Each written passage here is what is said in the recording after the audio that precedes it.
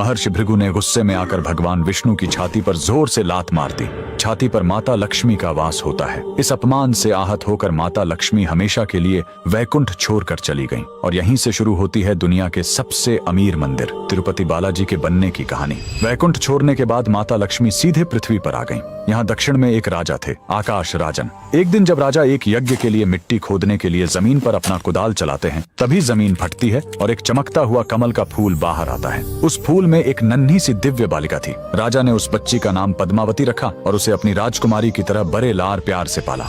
उधर भगवान विष्णु माता लक्ष्मी के बिना बहुत उदास हो गए। उन्हें ढूंढते हुए वो धरती पर तिरुमाला की पहाड़ियों पर आ गए। माता के वियोग में वो इतने दुखी थे कि उन्होंने खाना पीना छोड़ दिया और एक चींटी के टीले के अंदर बैठकर गहरे ध्यान में चले गए। भगवान को भूखा देखकर एक गाय रोज उस चींटी के टीले पर जाती और अपना सारा दूध उसके अंदर गिरा देती थी। एक दिन गाय चराने वाले ने यह देख लिया। उसे लगा कि गाय दूध बर्बाद कर रही है। गुस्से में आकर उसने गाय को मारने के लिए अपनी कुल्हाड़ी खींचकर पूरी ताकत से उसकी तरफ फेंक दी। उस बेजुबान गाय को बचाने के लिए भगवान विष्णु तुरंत उस टीले से बाहर निकलकर सामने आ गए और कुल्हाड़ी का वह भयानक वार अपने सिर पर ले लिया। घाव बहुत गहरा था, सिर से खून बहने लगा और उस जगह के बाल हमेशा के लिए झड़ गए। भगवान को दर्द में देखकर वहां मौजूद उनकी एक परम भक्त नीला देवी से रहा नहीं गया। उन्होंने बिना एक पल सोचे तुरंत अपने सबसे सुंदर और घने बाल काटे और भगवान के घाव पर लगा दिए। बाल तुरंत प्रभु के सिर से झुर गए। उनका यह बलिदान देखकर भगवान ने नीला देवी को वरदान दिया, कलयुग में जो भी भक्त मेरे दर्शन करने आएगा और अपने बालों का दान करेगा, उसका सारा अहंकार और पाप नष्ट हो जाएगा।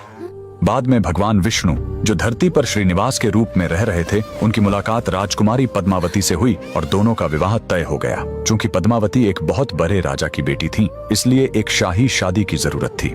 लेकिन प्रभु के पास धन नहीं था, इसलिए भगवान श्रीनिवास ने धन के देवता कुबेर से एक बहुत बड़ा कर्ज लिया। कुबेर ने शर्त रखी कि कल युग के अंत तक भगवान को यह कर्ज ब्याज समेत चुकाना होगा। आज भगवान तिरुपति बालाजी उसी कर्ज को चुका रहे हैं। मंदिर में भक्त जो करोड़ों का धन और सोना दान करते हैं, वो कुबेर का कर्ज चुकाने के लिए होता है। और जो महिलाएं और पुरुष अपना सिर मुंडवाते हैं, वो नीला देवी के बलिदान का सम्मान करने और अपना अहंकार भगवान के चरणों में छोड़ने के लिए ऐसा करते हैं। अगर आप भी भगवान बालाजी के भक्त हैं, कमेंट्स में लिखें गोविंदा गोविंदा।